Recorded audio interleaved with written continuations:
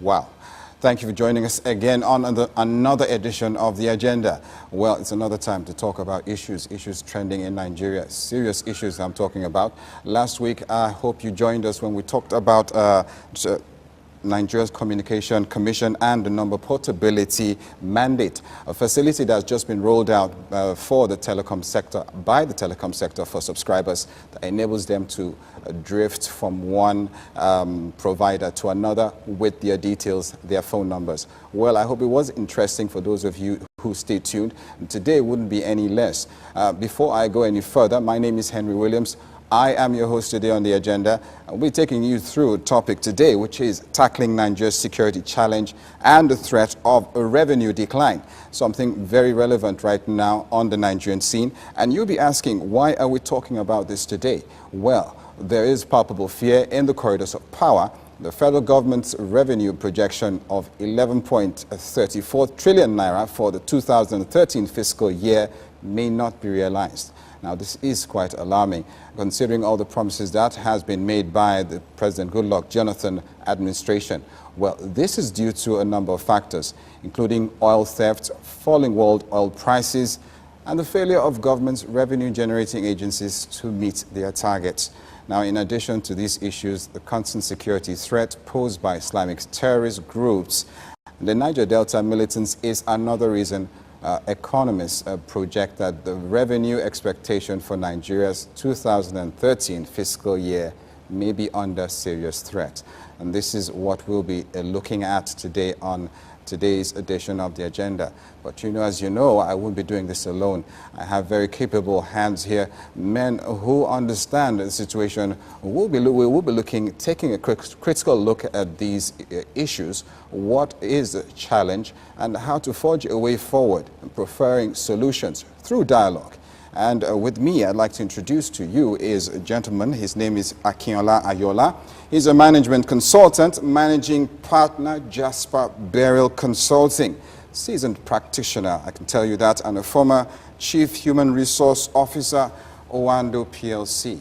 Well, he's not alone. There's somebody else with me, somebody of repute as well. He's a full-time lecturer at the University of Nigeria. And Nsukka is also very, very, very versed in issues, talking about Dr. Tony Nwabweze. Okay, Mweze. Okay, Mweze Igwe. Okay, an expert in international relations and diplomacy, an ethno-religious conflict consultant, and a political analyst. Now, that is a very, very intimidating profile, if you ask me. Well, he is going to be here availing himself of all the wealth of knowledge that he has on these issues and to help us forge a way forward. Welcome to the show, gentlemen. Thank you. It's great to have you, and I'm really happy that you could make it on today's edition of The Agenda. Now, you've heard what we've been talking about based on the backdrop of what I've said, talking about fiscal issues in Nigeria and the challenges facing facing revenue issues and how to meet up the target that the government has set for itself. Now, what is your view on likely revenue shortfall from the various challenges the nation is currently facing? Let me start with you, Mr. Akinola. Well, let me first thank you for this opportunity to contribute to this very interesting public debate. Talking about the revenue shortfall, I'll be very honest with you, and I don't want it to look like one is trying to trivialize things. The biggest problem we have, in Nigeria is, the if I want to just put it this way, the unreliability of data and statistics. If there's going to be a shortfall in our revenue projection for the year, by what percentage? 5%, 10%, 20%? We need to have an understanding. I've read also different news stories about what is going to happen and what may not happen. But I think one thing that is certain is this. If you look at the world economy, if you look at the global scenario, it's not peculiar to Nigeria. I mean, look at the whole of the Eurozone area. It's in serious distress. I mean, Greece, Cyprus, Portugal, Spain, and so on and so forth. Even Spain has more than 25% unemployment. So I don't think it's something that is really peculiar. One thing is clear. let's take an organization. Let's look at a private sector organization. If you have a projection for the year and you think you're not going to meet it, you go back to the drawing board, and then you look at, your assumptions, and you see how you can cut your coats according to your cloth. I mean, it's very simple. If your business is stuttering, you either try to increase your revenue or you manage your costs. So it's time for us to do a little bit of some belt tightening, and go back again to the drawing board. Doctor, Mr. Yola here has cited lack of statistics and planning, if I can put it that way, about this issue of fiscal, ability of Nigeria to meet its fiscal targets. Now, what's your take, considering the fact that it's a major issue right now?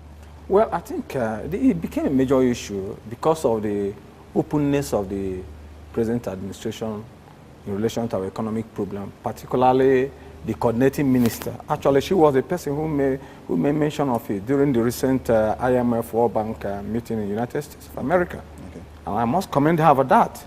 I wouldn't think it's such a problem, because such a serious problem, because problem defined is problem half solved. Okay. She has also given us the assurance that Nigeria has about $7 billion US to cushion the effect of that budget.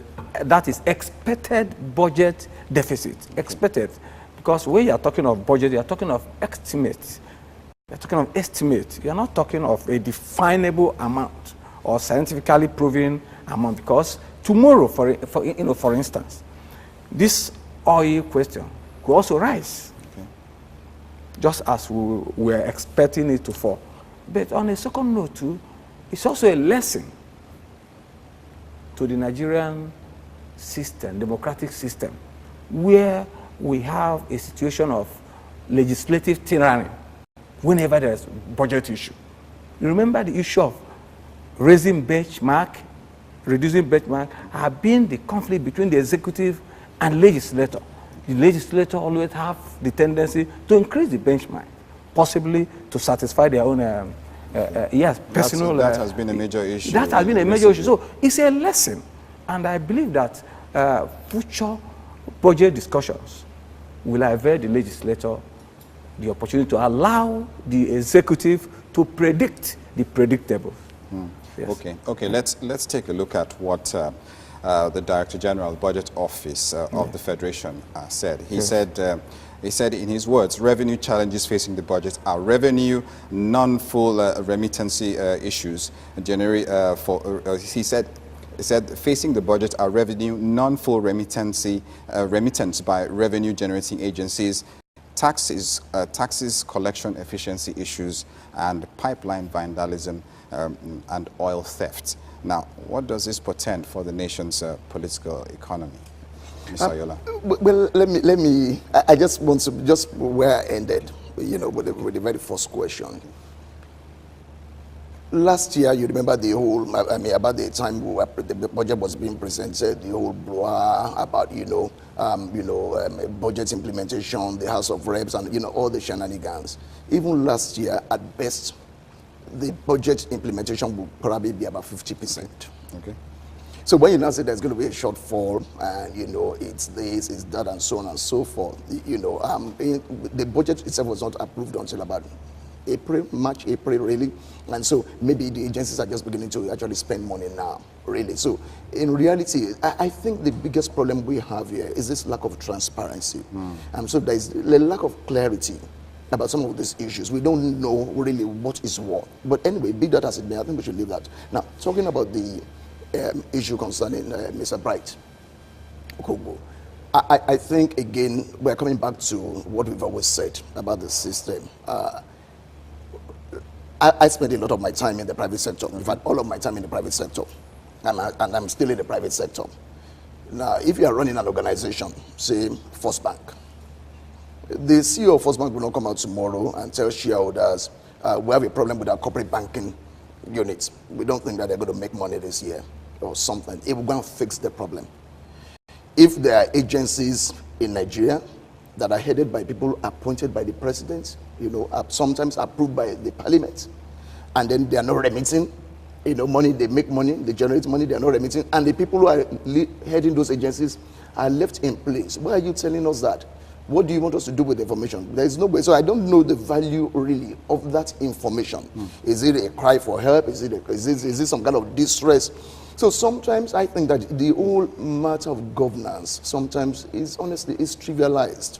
I don't see what value that information has. That's my own problem. What is the value of that information? What should we do with it? If you have somebody, if you put somebody in your FIRS, that's your Federal Inland Revenue Service, okay, and you give the person the target, you need to raise this level of taxes in the year, you understand me? And there's a big shortfall. You ask questions. If the person is not doing the job, then the person is removed. It should be as simple as that. Otherwise, you're going to have a dysfunctional system. That's the way I know it's done everywhere else. Okay. Doctor, Mr. Ayola here has a point. What is the man saying? He's saying, okay, these are the challenges. Okay, we can say blame it on the rain. We're not looking at what is the cause of it. What's your take on that? The problem is, you see, when we are talking of corruption, we always look at the superstructural level. The corruption has to begin, has to be tackled from the grassroots. Because it is grassroots that gives form and relevance to those at the top. If you embezzle money, if you steal money, and you emerge in your village overnight as a millionaire, and the people in the village accept you as somebody, as a nouveau rich, without asking questions, then they're encouraging you. I could remember when I was young, people, if a parent saw their son just came in with unusual wealth, they ask questions. Man, how did you get this money? These days, we rarely ask those questions. So I believe that corruption should not just be looked at the top. For example, let's take the Onitsha, the biggest market in Nigeria. Okay. You find that the revenue generation alone in Onitsha, if channeled into the coffers of Anambra State government, will sustain the government. But you find that less than 10% actually get to the government coffers. It just because along the line, the government agencies, the governor, and quite a lot government agencies, personality, they have their own shares outside what is accrued eventually to the government. You see people also along the road. You look at even the police, you look at the civil servants, you look at them. Corruption is the spirit with which one uses to steal 10 naira. It's the same spirit the person who used to steal 1 million naira is put in the same position. So we were talking of corruption. We should not always look at the top.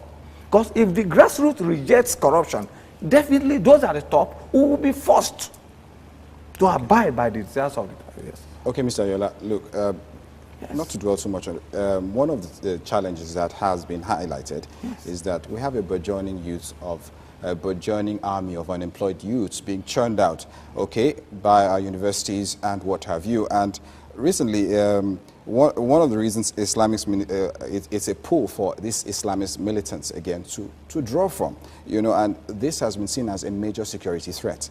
Now, what is your view on the huge this huge issue right now? Do we want to be a little bit specific? I mean, we are looking at the Boko Haram, the Boko Haram insurgency. It's quite interesting. I've been reading a lot of articles, and contributions on the issue of Boko Haram recently, and there's been some kind of denial regarding, the role of poverty. That no, it's not an issue of poverty, because there are other countries that are equally poor or even poorer where you don't have this kind of situation.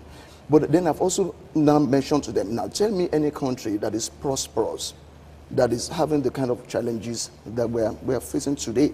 So one thing is certain, in any country that you have poverty on this scale, and it looks like the government is completely clueless in how it wants to tackle it, that's one. Or you have what I would call chronic income inequality. Okay.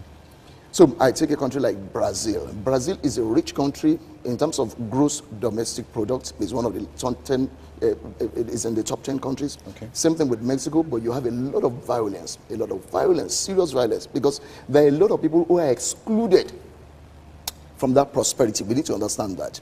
And that's the big problem you also then have in Nigeria. Now, in the north, the manifestation is what we're not seeing as, terrorism, a la Boko Haram, and so on and so forth. Okay, now, but I don't want us to be fixated with that. Okay. Let us look down south. Down south is not terrorism, it's kidnapping, it's armed robbery. Okay. It's still violence. We are visiting violence on innocent people. We are traumatizing people. So I think there's a little bit of some, so I don't think there's any silver bullets. There are sociological reasons, political reasons, there are economic, there are religious, there are ideological reasons. It's a combination of everything. But I think the foundation of it all is poverty. Poverty and people feeling excluded from what is going on. And that's a problem. And until we really come around to really face this problem, head on, it's just going to continue to, again, expand and expand. Although, dialogue is something that we're now introducing through, I don't know what, it looks like the amnesty solution is not a fait accompli, from what I'm saying. I think it's a fait accompli. It's almost done. It's an accomplished act, and we're just beating around the bush. Let's do it, but I'm not sure that that's the solution, because we have not dealt with the root problem, the root cause. We need to do a root cause analysis. And it's just not a Boko Haram problem. It's a problem in the southwest, it's a problem in the southeast, it's a problem in the south-south. That's my view. Dr. Nwaize, Dr. Nwaize, what's your look at it? We have very fresh in our minds. We have the Borno Braga community massacre on ground, and they've cited unemployment as one of the challenges that driving this. It has not, Boko Haram issue has nothing to do with poverty. Okay. It has nothing to do with poverty. It's a blackmail instinct against constituted authority. You think it's politically instigated? Yes, and the emergence or resurgence of Boko Haram is based on 4 major theses. Okay. Number 1 thesis is the historical thesis. You have the political thesis, you have the socio-economic thesis, and then you have the external forces thesis. When you look at the historical thesis, you look at the constitution of Nigeria, let's even say from the jihad of Usman Dan Fodio, through our historic processes to independence, through the first decree. You look at the utterances of some Fulani leaders. Let me even tell you, let me give you instances. In 1944, the then West African Students Union visited the Emir, the Sultan of Sokoto, asking to support Nigeria's independence movement. He said no. The Sultan said no. But some feel that it's a tool that is being used by political we are coming to the political aspect. To hijack the economy. We are coming to the political aspect. I'm just telling the historical aspect. For us to join, you must do what? Become a Muslim. That was the Sultan's statement in 1942. And it was repeated in 1944. So the issue, and if you look at the program of Jama, the Northern People's Congress there, it is all about Islamization. And that is what, and based on that, they now moved into the political arena. Because in Islam, politics and religion are the same. They are fused together. A Muslim don't believe that a country is truly his own country until a Muslim is at the top as the president. That is the thesis. And then you leave that one. Let us even look at the political thesis. The political thesis has to deal with what could be described as frustration, aggression by the present leaders. Over time, they've been reaping the fruit of this nation through military autocracy, taking oil block, taking the juicy ministries, everything. And suddenly, democracy came and they said, okay, let Satanists take over. President Obasanjo took over, and the next thing is Sharia. And the next thing is Sharia.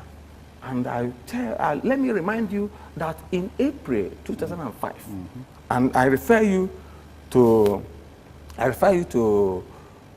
magazine. I think it's I've forgotten the magazine of May, but on that April, in the Northern Emir Conference. Don't forget that we're trying to look at it from the economic aspect right now. I bet I'm disagreeing with the economic aspect. Okay. Totally. I'm now looking at. You're saying it has nothing to do with the economy. We are coming. It's socio-economic, not economic. Okay.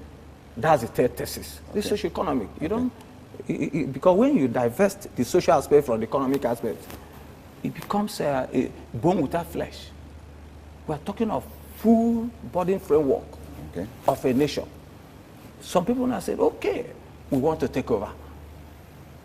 Let us launch this jihad. And in fact, in 2005, it was pronounced by the then Emir of Gwandu, Major Mustafa Jokolo, who was General Buhari's ADC when he was military head of state, that we should go for jihad against these people. It was mentioned. And it's jihad that is going on now. Point is that Nigerians have short memory of history, maybe because I'm a historian. That's why I take cognizance.